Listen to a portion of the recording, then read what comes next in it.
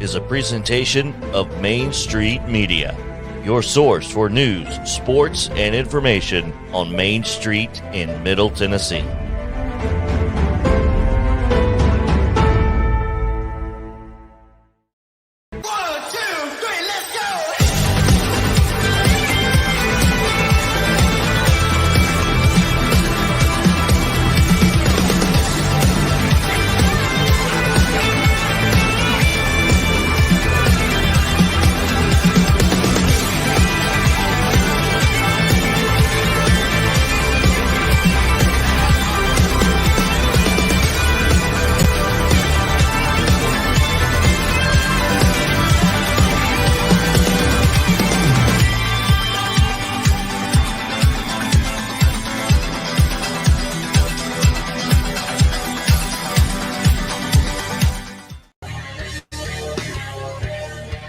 My head. All right, welcome into Mornings up Main Street. A little look at traffic this morning as we bring you into the show. I-24 west of I-440 coming into town. Traffic looks pretty good. It'll be a far different cry, my friends, when we come your way on Monday with the, at least last count I heard, was about 7 feet of snow that's coming in to our area. So there you go. All right, welcome into Mornings on Main Street this beautiful Friday, January the 14th, 2021. Fun show for you today. Packed show for you today. A lot of things that's going on. We're talking a little sports gambling, the Nashville Symphony, a big baseball banquet that's happened this weekend with a very special guest. Skip Nipper will join us with that. And then at 7:10, we'll get this whole world about, you saw the state rep last week that tried to fight the ref. We're going to talk to a guy who's a travel ball coach. He's been all around the state of Tennessee. And, there's a shortage of referees. And you see this video, it happened last week, but you'll understand why. Why would you want to be a ref and put up with this absolute nonsense? And it's hit a critical shortage now of referees and umpires that don't want to do it. I wouldn't do it because I'd be fighting in the first minute. So we'll have a gentleman on to talk about that in just a little bit. Let's bring in the intern this morning. And intern, a lot of going on behind the scenes this morning, wasn't there? Yeah, man. I'm shuffling around. Trying to, let me get the mic a little closer to me. That would help, wouldn't it? It's like we get here way ahead of time, and then time just flies, and then we're on the air. We're having a casual conversation, and it's like, 6:53? I mean, it's just nuts. Time flies. The preparation. Showbiz, am I right? We could get here at 4 and still be rushed. Right. And by the way, if our boss is watching, we get here at 3. Exactly. I mean, we swept before we started, mopped a little bit. Big weekend plans for you, intern? Well, my dad told me that it's supposed to snow again, like the same amount it did last week. So, right. I don't know. So you're not going to do anything? Depending on that, should I not? Should I take the leap of faith? And I was going to go to Chattanooga. I wouldn't go. You won't make it back. I mean, it's supposed to be what? Anywhere from 3 to 15 inches of snow they're predicting on Sunday. So you're on his side. Well, do you want to get trapped down there in Chattanooga? It's up to you, man. I don't care. No, I'm just kidding. I mean, it is definitely the responsible choice.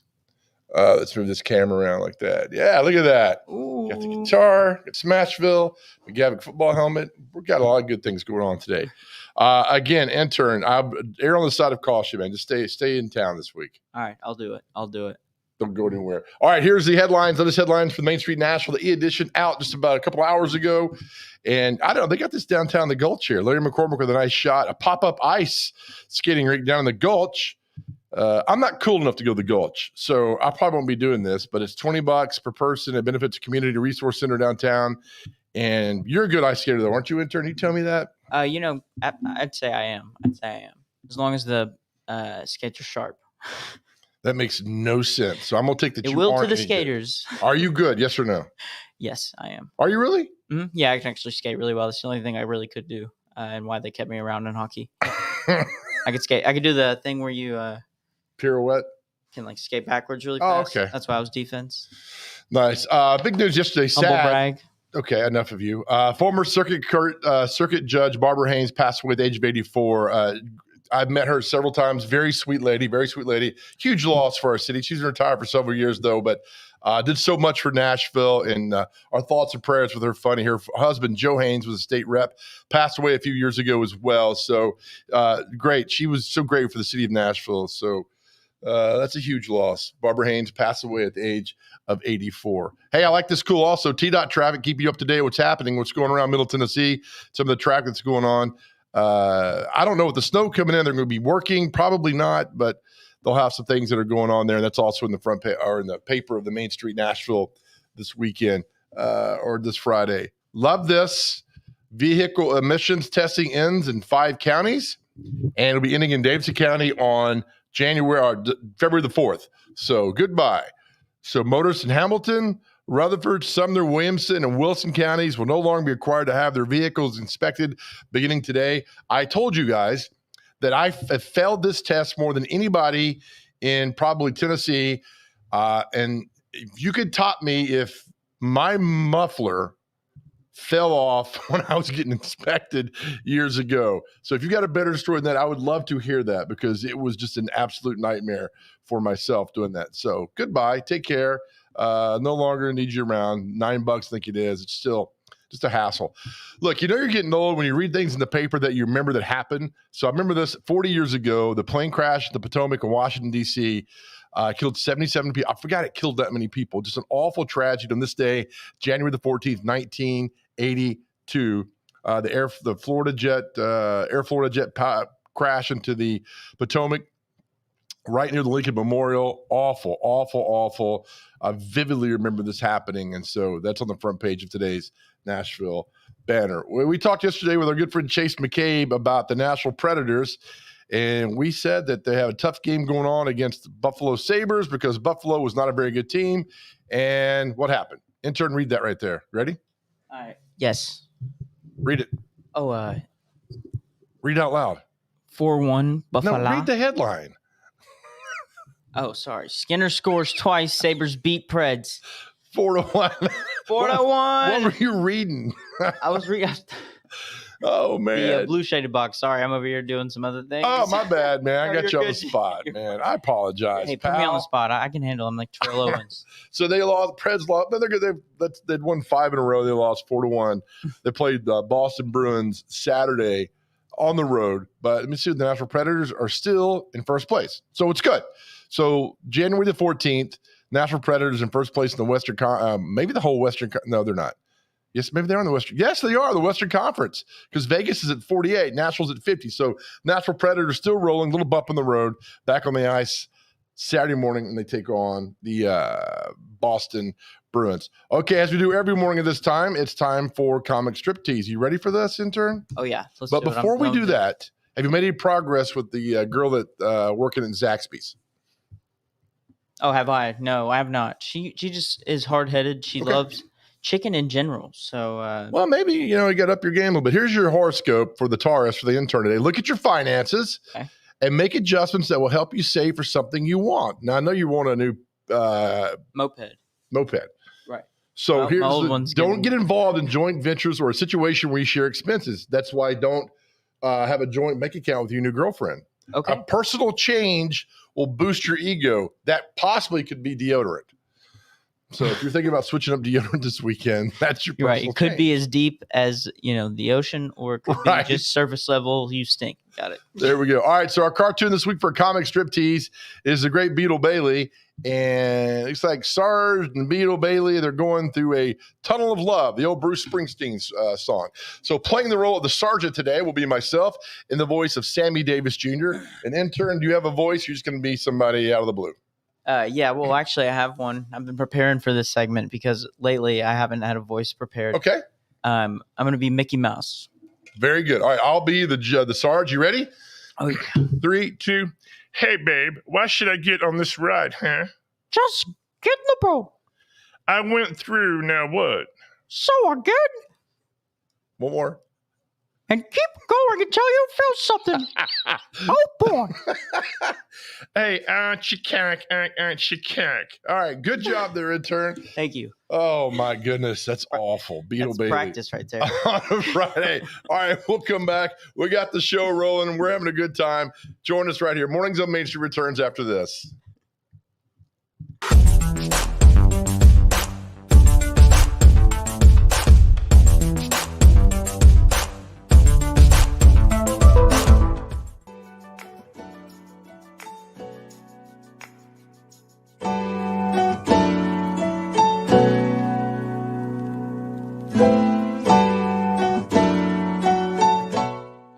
I look at it as building relationships. I've got, my phone has got the phone number of every head football coach, every basketball coach, every baseball coach, every softball coach, every athletic director in Wilson County in it. If something ever happens to me, that phone's going to be a pretty good commodity for somebody. And I've known these people. I grew up in Wilson County. I went to Lebanon High School. I went to Cumberland when it was a junior college. I am now covering even some grandchildren of guys I went to school with.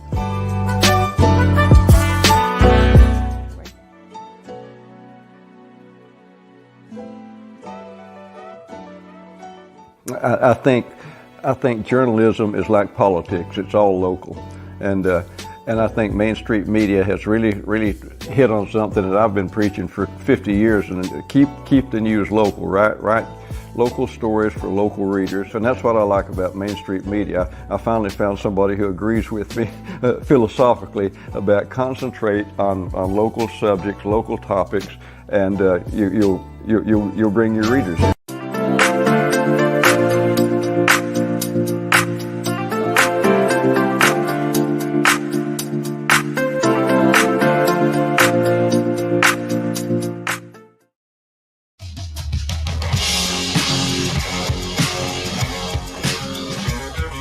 Welcome back to Mornings on Main Street. A little traffic for you, I-440 coming into town. Look at the traffic. This is perfect. You guys are great. Again, I know people work from home, but still, there will be traffic backed up forever. Not the case anymore, so it's always good. All right, you guys are doing great on this Friday as well. All right, we got a very special guest coming up next right now. There's a lot of things going on. There's a huge shortage of referees and umpires in the state of Tennessee and across the country, because why do that when you're getting yelled at by moms and dads and state representatives? Let's bring in our special guest right now to talk more about this as we get going on the show today with this. Chris, how do you properly say your last name? It's VETETOE. VETETOE. There you go. Welcome in, Chris. Thanks for doing this. Good morning.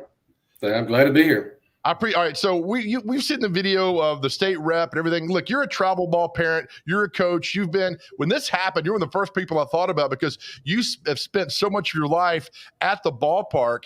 And what we see with the state representative, we'll play the video here in just a moment, but you see this all the time, Chris. Is this ever going to stop where the moms and dads are just getting after the refs?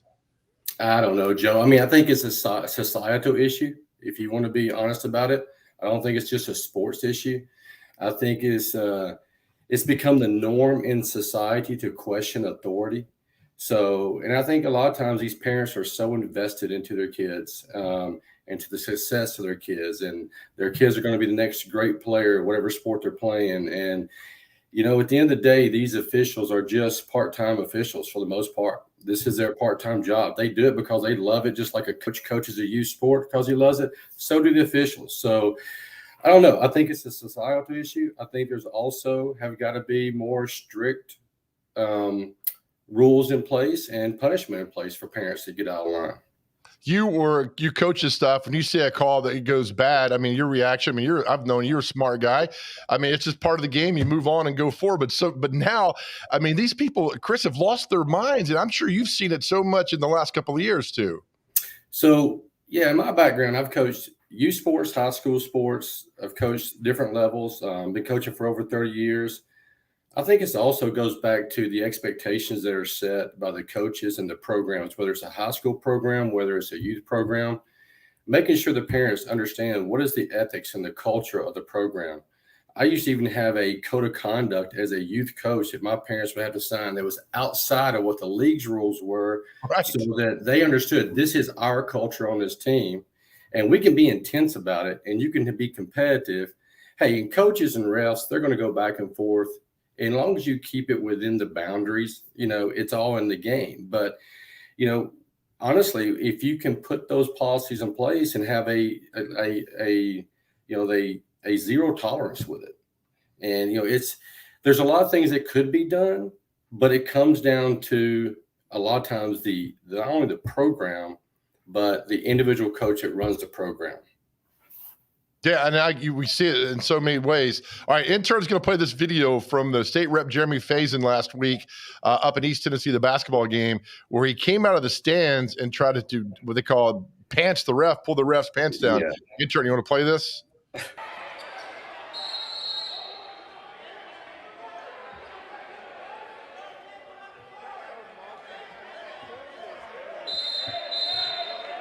Then here he comes. I mean, who does that? That's terrible.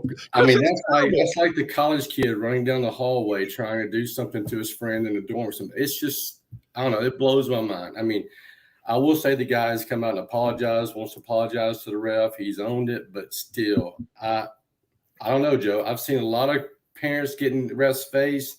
I've seen yelling, I've seen shouting, but trying to pull down somebody's pants is over the top. Yeah. I mean, if I'm the ref and trying to pull my pants down, we're in the parking lot fighting, probably fighting in the gym right there. Chris, let me ask you this. I mean, your son is a great athlete, and I saw you at Davidson Academy, a lot of things. What do you tell your son when there's something goes wrong with the ref on the field? What do you tell him to do? Deal with it and move on. I mean, it's nobody's perfect. He's not perfect in the game. They're not perfect in the game, and it also depends on the role of the player of the team. If that player is a captain and they're allowed to talk to refs, they're allowed to get an understanding of why the ref made the call. Generally, what you try to encourage your kids to do, and when we were at Davidson, we try to teach leadership with our kids. And so, how to handle the adversity, how to handle the problems, how to talk to your teammates, how to get your teammates back in line.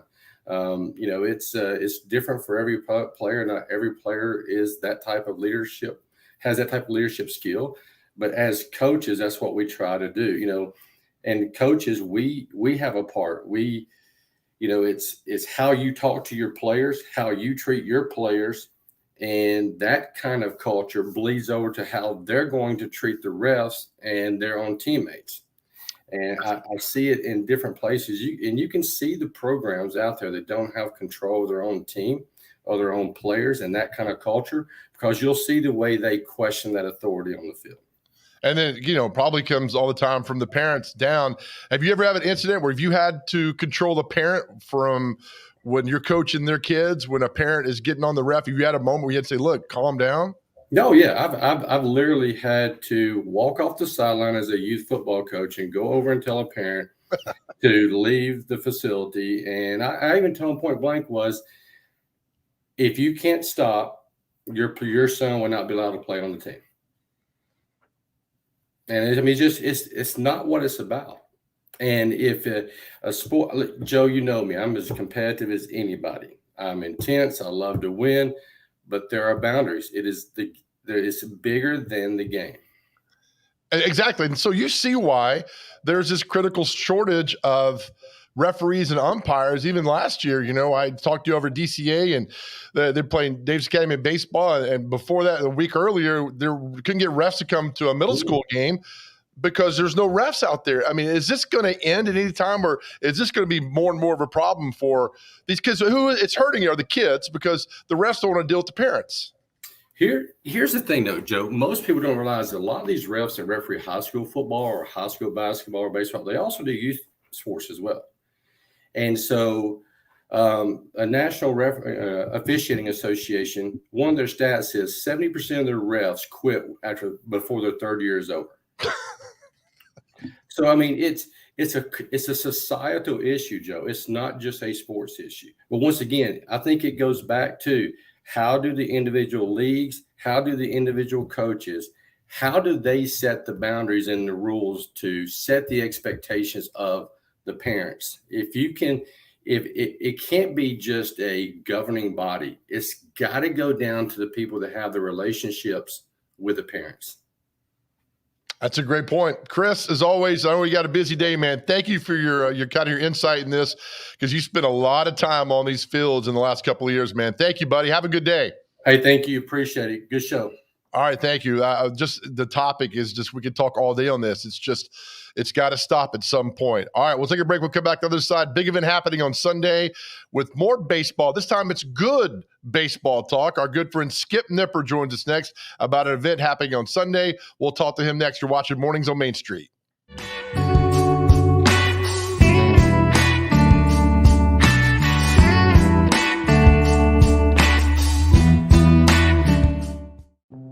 Welcome to Main Street Nashville. Our newly launched e-edition allows you to read our paper online from anywhere in the world. You are in control of how and when you read or listen.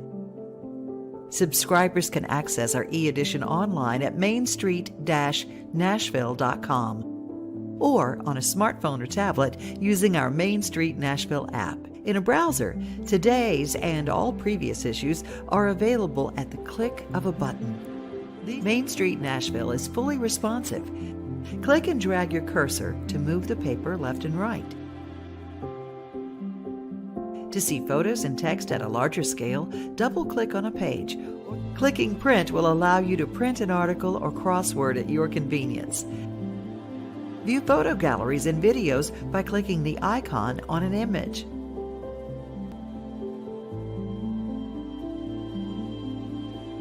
Click play on videos once the screen appears. Main Street Nashville's e-edition is a simple, new way to interact with and consume news. Access the full e-edition of Main Street Nashville on your computer, tablet, or smartphone. Read whatever you want, whenever you want. If you have any questions, we're here to help. Call us at 615-527-4104 or email us at news@mainstreetnash.com.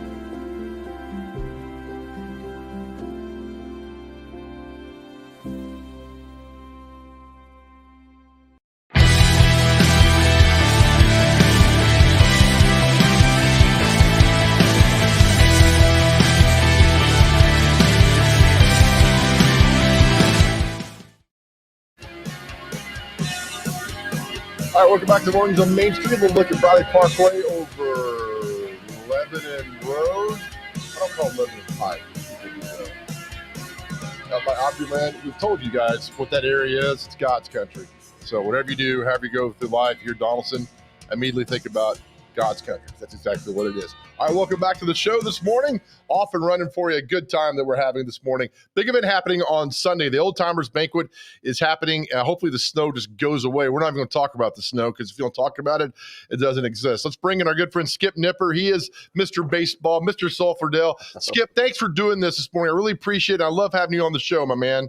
Thank you, Joe, but you just jinxed us. I think it's like a pitcher throwing a perfect game in the 8th inning and you don't mention it, and you just mentioned it. So we're going to blame that on you. I'm so sorry. I'm so sorry. All right, the Old Timers Banquet happening on Sunday. Tommy John is your guest. And Skip, I was going down the list of what you guys had over the years. What a who's who of baseball. You got to be excited about this. Well, Tommy John will be great. He's coming up from Tampa, Florida tomorrow. And he just adds to the list of great speakers that we've had, like Harmon Killebrew. He was my favorite. Harmon Killebrew, Bill Buckner, Bucky Dent last May. We had to move our banquet because of COVID from January to May, but he was just terrific. We've had some great ones. I'm going to pull up your website at baseballinnashville.com here, Skip. You are, I tell you what, man, I want baseball to come to Nashville for one reason, and that is to make you happy, because this is a passion of yours. I'm going to share the screen here when I find it. Why is baseball so important to you, Skip? You know, long before there was hockey and football at the professional level in Nashville, this was a baseball town. And I think that foundation is still there. I see through old timers and other opportunities that the youth amateur baseball is so strong in Nashville. We are a hotbed and a hub for youth baseball, and even higher levels than that. I know there's a new semi-pro team out called the Nashville Dollies that plays a schedule like barnstorming teams used to long ago. And we've learned an awful lot about the old ball teams here in town, like the Vols and the Nashville Stars and the Nashville Elite Giants. There's just so much history here, and I think it's a good foundation for the future of professional sports in Nashville, and not to leave out the Nashville Sounds. Oh, no, not at all. But you have gone back throughout history. Look, when the Nashville Vols were here in baseball, people think, well, baseball and Nashville really doesn't go hand in hand, but that's quite the opposite, isn't it? Baseball and Nashville have been buddies for many, many, many years. Exactly. And Nashville was beginning to be a hotbed in 1860 before the Civil War broke out. And as it was a hotbed then, like it is now, people from the North were coming to town, and they brought baseball with them. Sadly, the Civil War came about, and after the Civil War was over, man, it started flourishing, and it flourished especially in the 1870s with amateur teams, both black and white, and it just steamrolled from there. And your website, baseballinnashville.com, so much great information on there, things that are happening. And Skip, I know we brought you on top of the banquet with Tommy John, but give me 10 years, Skip. We have baseball here in 10 years, Major League Baseball? Hopefully, we'll have it before then. That's the idea. But we're at the mercy of Major League Baseball, who, as you know, is involved with talks for a new players agreement with the players. And that will have to take place and be solved before expansion is even considered. Man, there's a lot on the table for this that's going on. But I like your optimism, though, because if you go back 30 years ago, it wasn't there. But now with the Titans and the Predators and success, and, you know, Skip, you see with the draft and with the Predators going to the Stanley Cup, and this has become a massive sports town. So if I'm looking for a city, I mean, Nashville's got to be at the top. I think it does. In 1977, Larry Smitto came up with an idea to put Major League Baseball back into Nashville after a 15-year hiatus. And he did it with the Nashville Sounds. And even in the early 1990s, he made a presentation to Major League Baseball for an expansion franchise, I think, which went to Colorado and maybe the Florida Marlins, or whoever it was. But he had that vision. He didn't stop thinking about professional baseball in Nashville. He wanted to expand it. And certainly he did by going to AAA and bringing a AA club in at the same time. So my point to that is, if he saw it 30 years ago, it's continued on now. I think that we've obviously been on Major League Baseball's radar. Oh, I think it's great. The Old Timers Banquet on Sunday. Are tickets still available? Yes, they are. You can go to otbaseball.com/purchase or donate and purchase tickets. We'll hold those tickets at will call at the door. We're expecting a pretty good crowd, depending on what the weather does, and that can change, I'm sure, and we're hoping for that. I actually have my fingers crossed right now. So we'll see how it turns out, but we're expecting a good crowd. It's so great looking at the list of the guys you've had on throughout the last couple of years, like Raleigh Fingers and Harmon Killebrew. You had even Sonny Gray a couple of years ago and Bucky Dent. What's that like to see these guys? Because, all those guys, Skip, were growing up, were larger than life because, they weren't on TV every single night. You got the highlights here and there, and you read about them in the paper. But to see those guys, I mean, when I met Del Murphy a few years ago, I couldn't talk. It's Del Murphy. And I just got the same feeling. You're a kid, aren't you, at these banquets? Yeah, it's great. One of my favorites was Bobby Richardson. I went over we had our banquet at the Maxwell House that year. He was our speaker, and I saw he and his wife for breakfast, and we were over early to help set up. And I walked over to and introduced him to myself. He introduced me to his wife.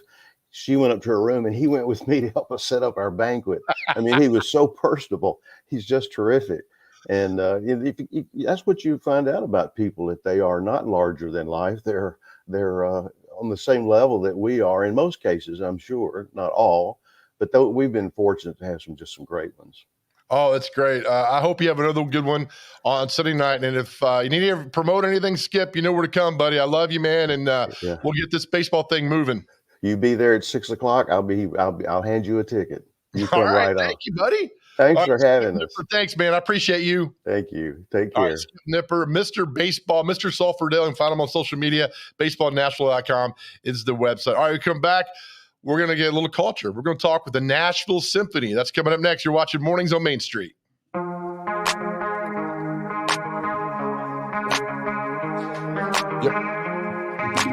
I'm frozen.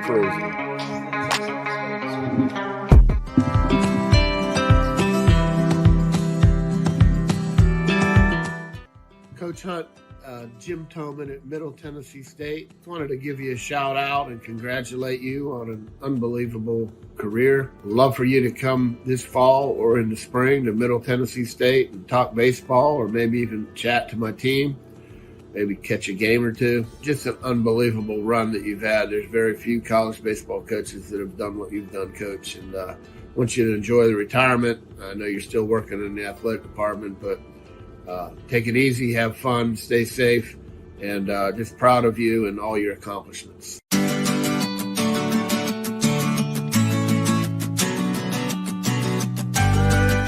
I'm Tim Leeper, own Tim Leeper Roofing, and we do residential and commercial service and replacement. We're basically your friends in the roofing business. We're local, we can help you, we're quick to respond. Without customers, we don't have a business. So if there's anything we can do to help you, please don't hesitate to call.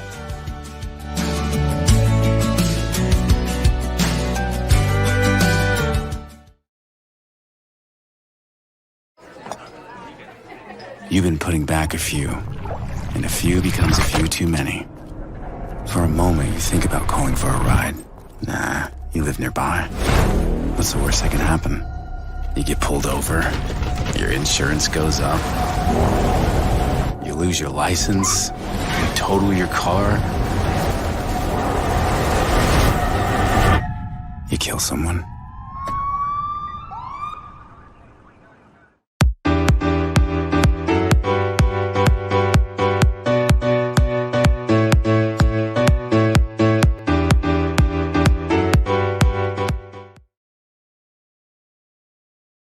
Here we go.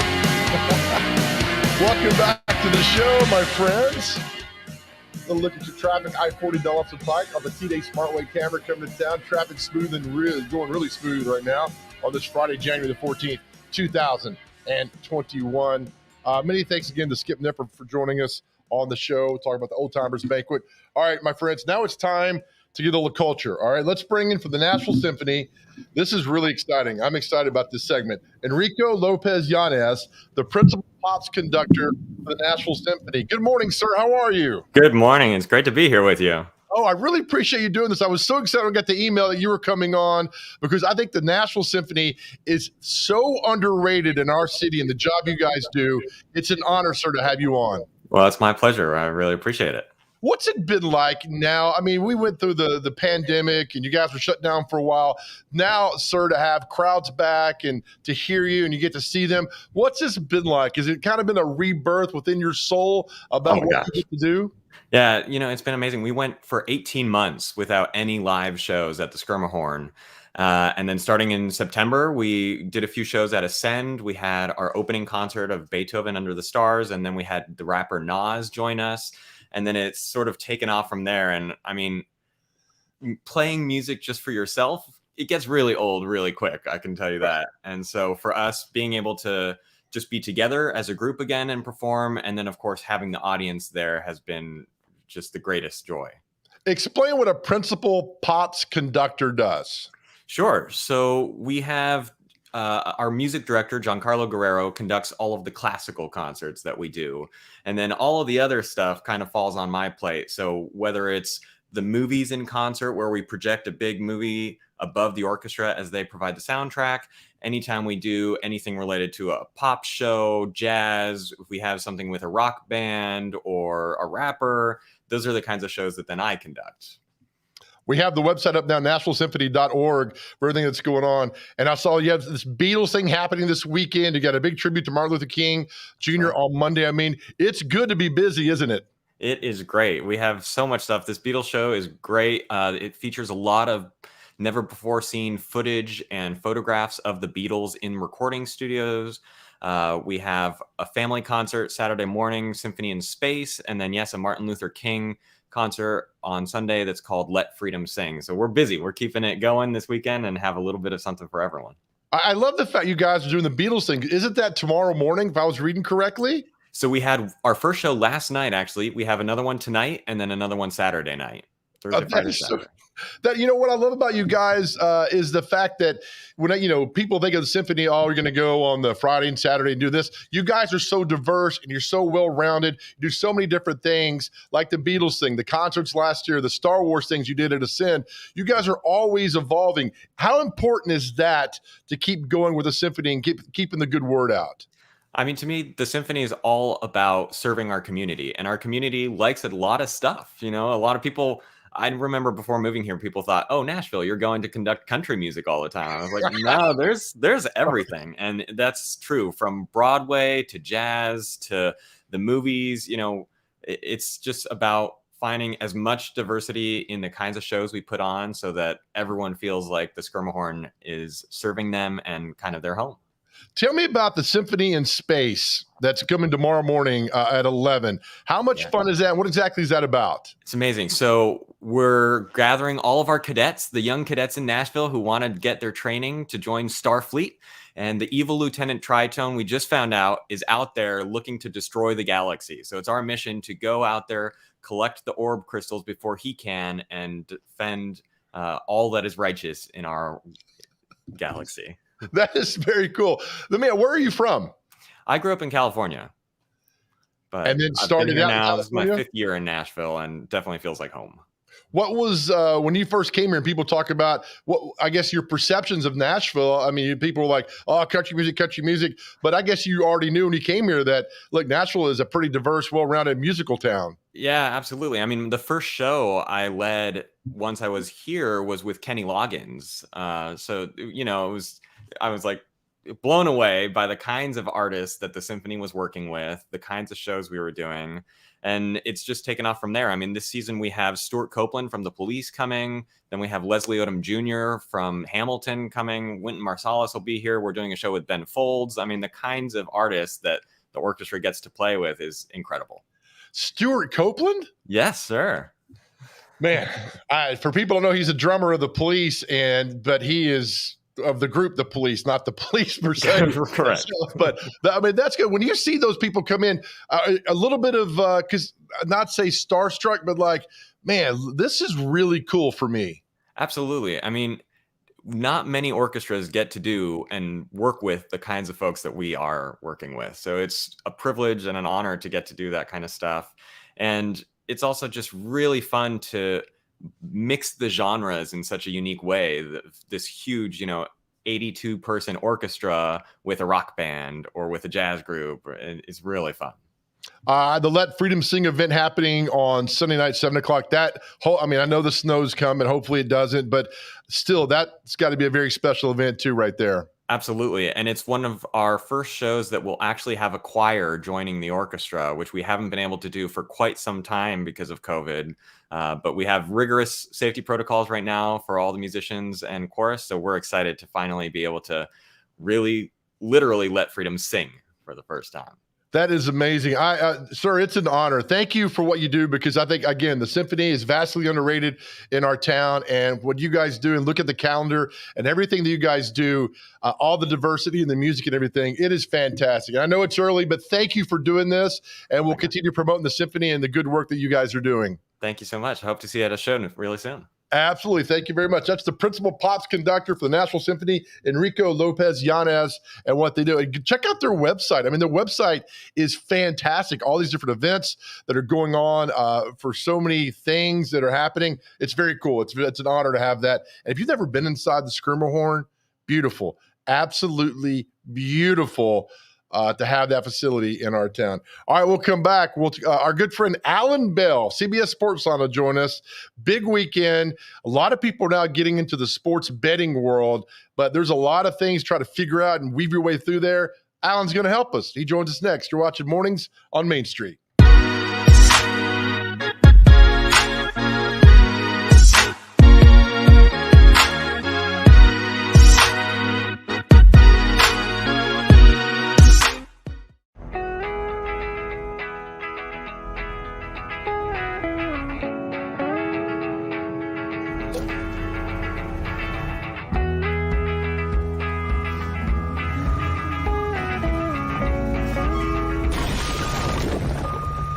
Every year, it costs Tennessee more than $15 million to clean up roadside litter. It's time to keep your trash to yourself and our roadways clear, because nobody trashes Tennessee.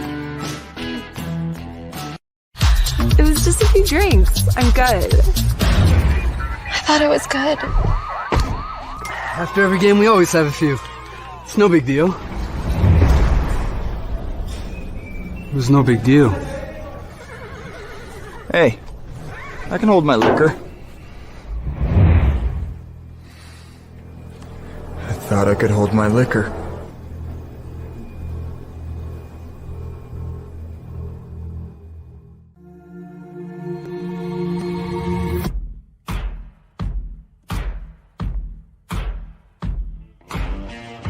Is your roof in need of repairs? Maybe it's time for a full roof replacement. If so, choose Middle Tennessee's #1 rated roofer. Tim Leeper Roofing has provided the Nashville area with outstanding residential and commercial services for nearly 2 decades. And with hundreds of 5-star reviews, Tim Leeper Roofing has satisfied thousands of homeowners. To schedule a free and honest estimate, find us online at timleeperroofing.com.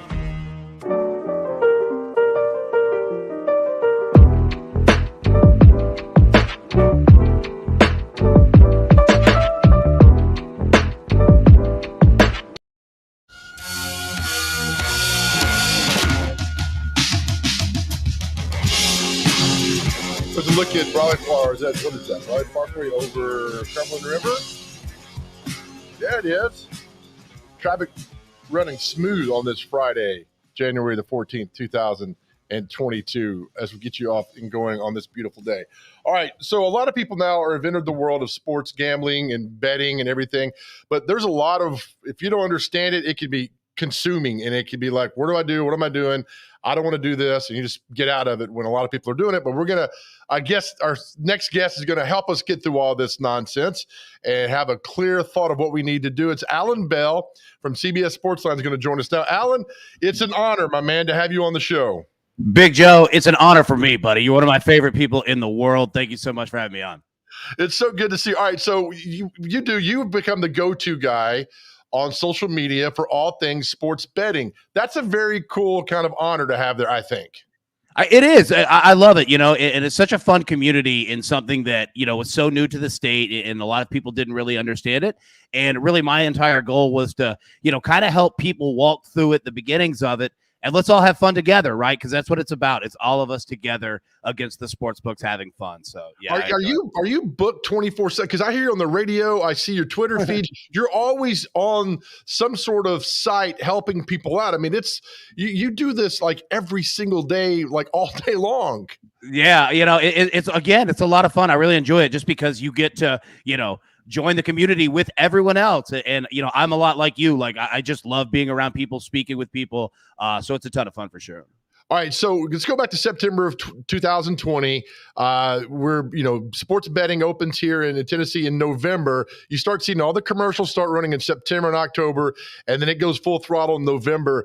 And Allan, are you amazed at how well it's taken off, or how big it's taken off in the state of Tennessee?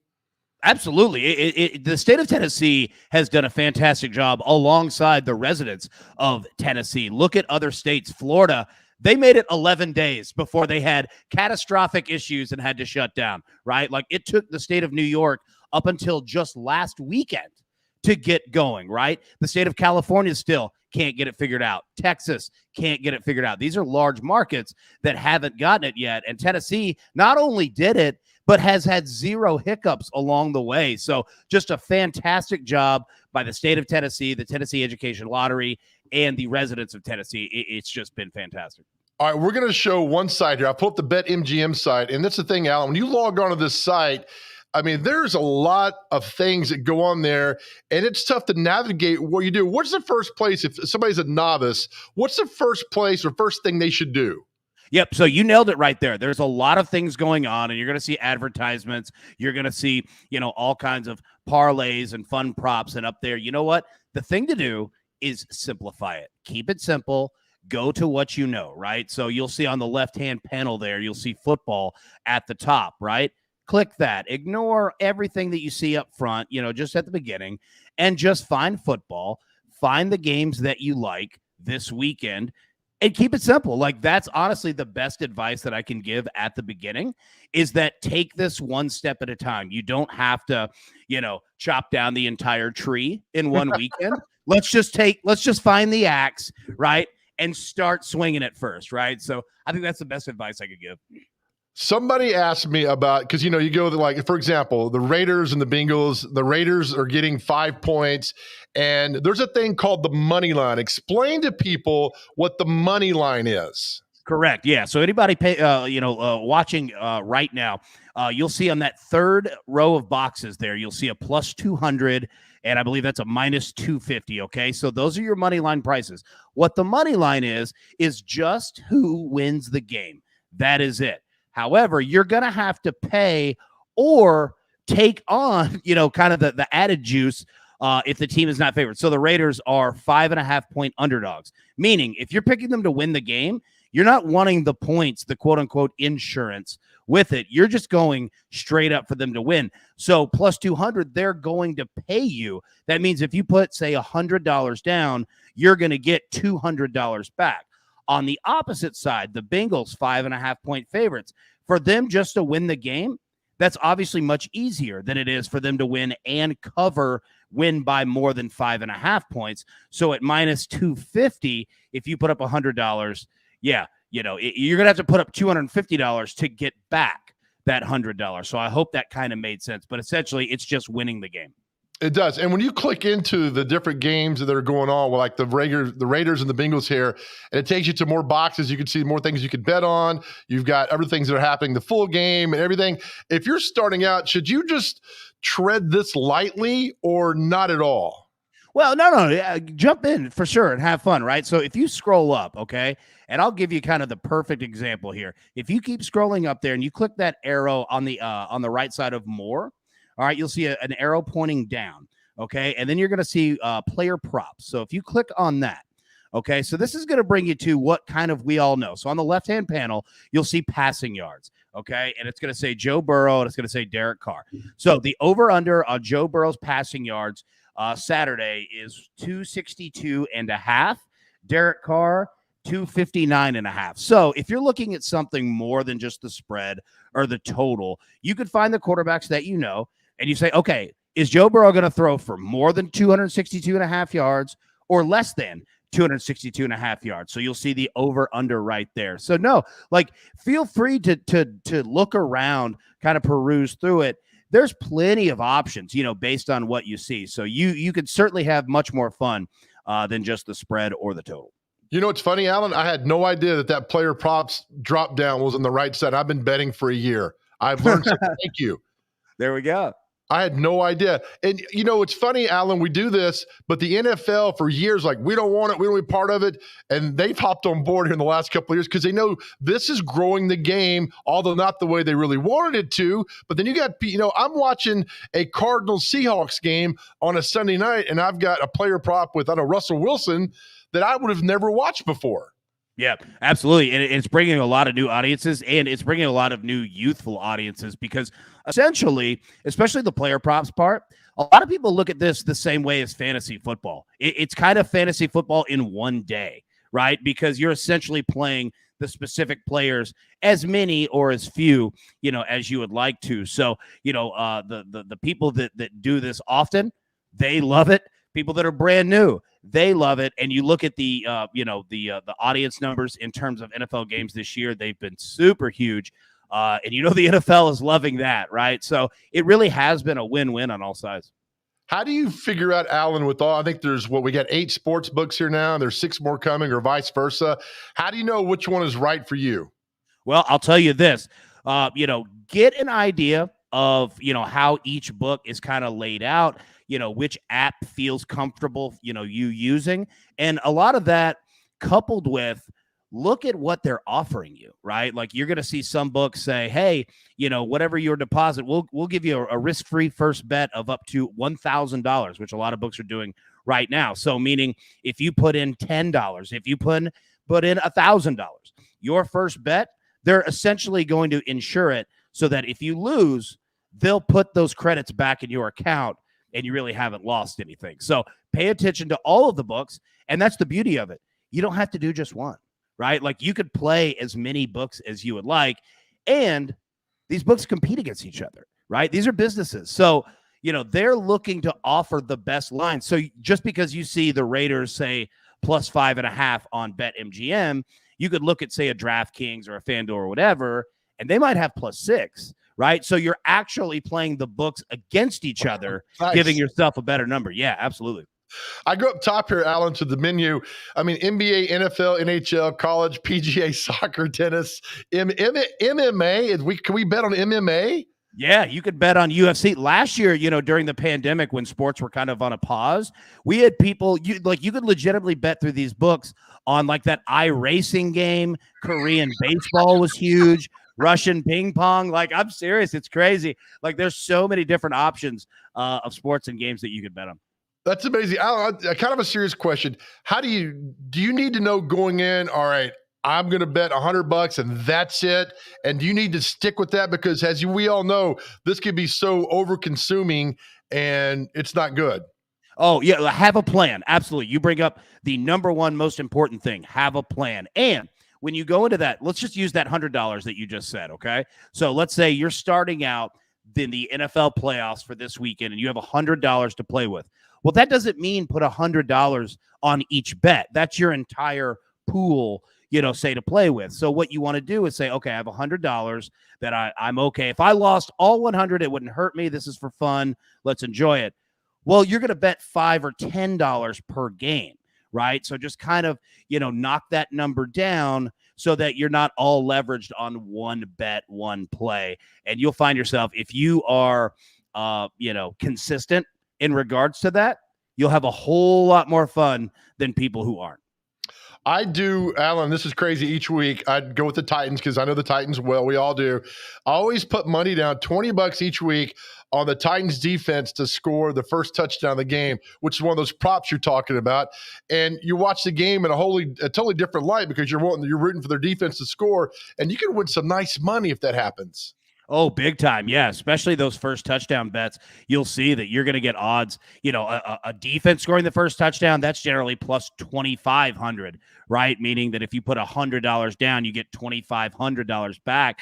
But even on specific players, if it would be, Ryan Tannehill, he's generally a plus 1,000 or so. A Derrick Henry, when he, was healthy, and we'll see him healthy in the playoffs, he's generally around plus 400. So, yeah, those first touchdown bets, you could definitely rack up some nice money. All right, before we go, let you go. I got to get your opinion. All right, give me, if you can, like Raiders and Bengals. Who do you like in that? Well, I'll tell you what. What I'm going to do is I'm going to play the under 49 in this game, meaning that both teams, the total points scored is going to be under 49. And if you look, the last 10 seasons in the NFL, unders are 71% on Wild Card Weekend. And we just saw the Raiders play an extremely long game against the Chargers. They're probably a little bit tired. They're not supposed to be here. Bengals have a little pressure on them. So they're going to play a little bit more conservative there. Yes, under 49, that is your play. I love it. And one more before you go, the Patriots and Bills. And this is an interesting game, Allen, because when they played at Buffalo, the Patriots just destroyed them, passed, I think, 2 times that game. Then they played a couple weeks ago in New England. Buffalo pounds them. I have no idea about this game. Well, I'll tell you what, Joe, you know football better than anybody. Let's look at the national championship, right? You've got Alabama and Georgia, both in the same conference, that played each other again. I don't think that Alabama necessarily wanted to play Georgia one more time Georgia didn't mind doing it at all. That's kind of how the Patriots are. All the pressure's on Buffalo to do it. That said, Buffalo's offense is much better than New England's is. And if they get into a shootout type game, I don't think New England is built to do that. So with that low number of 4, I'm going to roll with Buffalo here. Man, you are my hero. Allan, thank you. We're going to have you on more and more because, again, I learned something new about the player props and the drop-down box over there. I had no idea that was there. That's why you're the king, my friend. Well, I sure do appreciate it, man. And, yeah, anytime that you guys will have me, certainly an honor on my part. Thank you. Well done. Allan, have a good weekend, man. We'll see you next week. See you.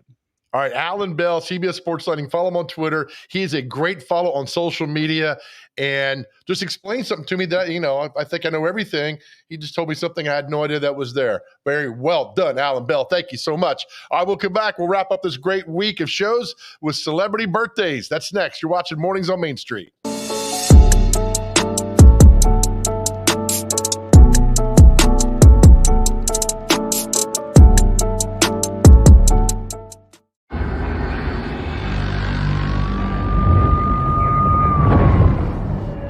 You knew the risks when you decided to drive drunk. There could be a crash. People could get hurt or killed. You could get arrested. But one thing's for sure, you were wrong when you said it was no big deal.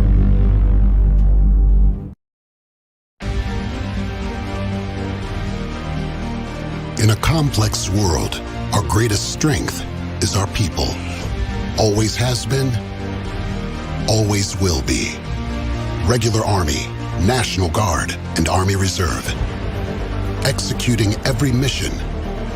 Preparing for everything. And that's why people matter. Every soldier, every Army civilian, every Army family, every soldier for life. Every one of us. People who make up the best equipped, best trained, best led force in the world. People who serve something greater than themselves. Ready now, investing in the future across every domain. Because in today's complex world, when the stakes are high, America calls its Army. And when that call comes, second place is not an option. We'll remain ready. We'll modernize. We'll compete. We'll fight. And we will win. Because winning matters.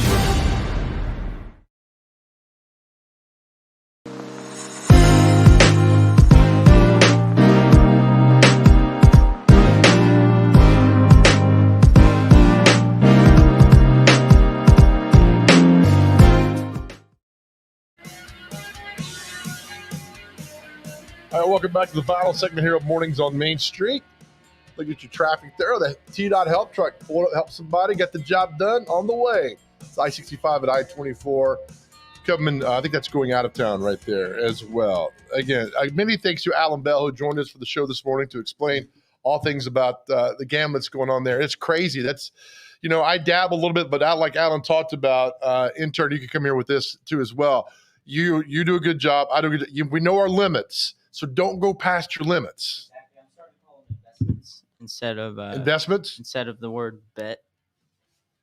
Instead of betting. How have you won recently, right?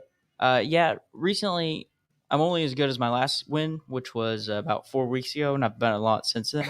I mean, invested. Invested, right? What's the most you've ever won? Most ever won was probably that Titans game with the parlay. 340. Not bad there. Yeah, thanks, man. I think I won 360 off Rob Gronkowski, the player prop in the Super Bowl. Wasn't that one of your first ones? Yeah, when you had to have, it's like, does he have 7 catches and a touchdown and 100 yards? He had like 2 touchdowns, right? Maybe 8 catches and over 100 yards. So I was like, oh my God, I won something. Up until that game, he had like 1 touchdown all year. He did. and he went off in the Super Bowl. So I love you, Gronk. Thank you so much. All right, time for celebrity birthdays. Intern, you ready? I am. Let's do it. All right, got to get him with it too. We'll finish out this great week of shows with this morning. All right, how old is Faye Dunaway? Faye Dunaway. Should I know who that is? She's a famous actress. Okay, that helps. 71. 81. Okay. She's being married to the lead singer of Jay Giles' band, I think. Giles. Oh, actor Carl Weathers, Apollo Creed, and Rocky. Ooh. He says, there is no tomorrow. I wish they would have thrown that towel, man.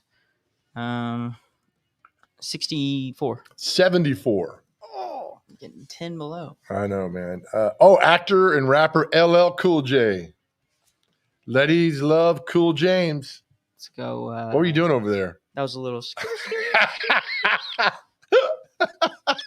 I thought I did it so well that maybe I didn't have to. Oh, no, it was terrible. Okay, cool. How old is LL Cool J? He's probably 43. He's 54. Looks good for his age, man. He doesn't look like he's actor Jason Bateman. Let me tell you what. Love that guy. The Horrible Bosses movies 1 and 2 are absolutely fantastic. I know he was in Ozark. Everybody loved that. I couldn't stand Ozark. Oh. But Horrible Bosses is really good. How old is he? He is. I love Ozark. I was about to say the Ozark thing, but let's see, 41. 53. Another rocker Dave Grohl. 71. You think Dave Grohl is 71? 61. He's 53. Oh, man. You're having a rough day, but that's okay. Singer-producer T-Bone Burnett, who lives here in Nashville. He's a legend. Your dad knows who he is. Oh, well then he is 63. 74. TV anchor Shepard Smith. 38. 58. Rapper Slick Rick. Oh, 36. 57. Guitar player Zach Wilde from Ozzy Osbourne and the Black Label Society. He also lives here in Nashville. Okay. 78. You think Zach Wilde from Ozzy Osbourne 78? He's 55. Ozzy Osbourne's. Oh, here's one for you. Local not Black guy. Sabbath, right? Guitar player Caleb Followill of Kings of Leon. They from Mount Juliet or lived in Mount Juliet or something. 29. 40. Is he really? I thought he was only a little bit older than me. I don't think that's right. I don't think he's right about his own birthday there. He's 40, man. Pretty sure of that. I think they graduated from Mount Juliet like 01 or 02 or something. Could he show me his birth certificate? But last one, bluegrass musician Molly Tuttle. Now think about the name. All right? The names do a lot with this. How many people you know in their 70s named Molly? Not many. Not many. And Tuttle is a familiar name. Molly Tuttle. 81. 29. We were thinking. What wait to end the week. Intern, love you, man. Have a good weekend. Don't go to Chattanooga. All right. See y'all. All right. Thanks for joining. We had a fun, packed show for you. You can find it on our YouTube channel at Mornings on Main Street or Main Street Nashville with all the segments. Again, thanks for all of our guests today.